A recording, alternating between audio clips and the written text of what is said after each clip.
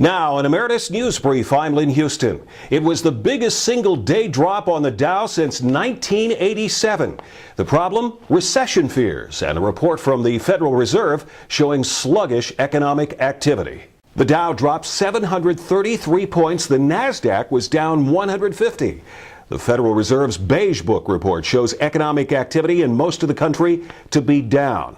The report claims consumer spending decreased in most districts, with declines reported in retailing, auto sales, and tourism. Nearly all districts say that non-financial service industries noted reduced activity, manufacturing slowing in most areas.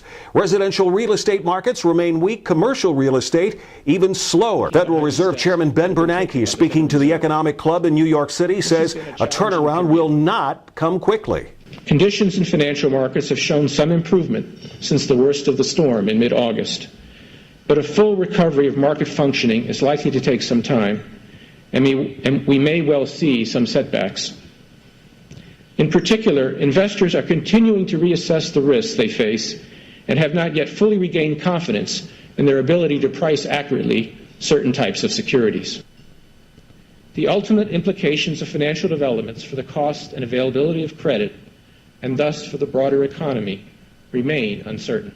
The Centers for Disease Control released a report today showing the U.S. is stagnating in its battle against infant mortality. The U.S. infant mortality rate is higher than those in most other developed countries. In fact, the gap between the U.S. infant mortality rate and the rates for countries with the lowest infant mortality rates appears to be widening.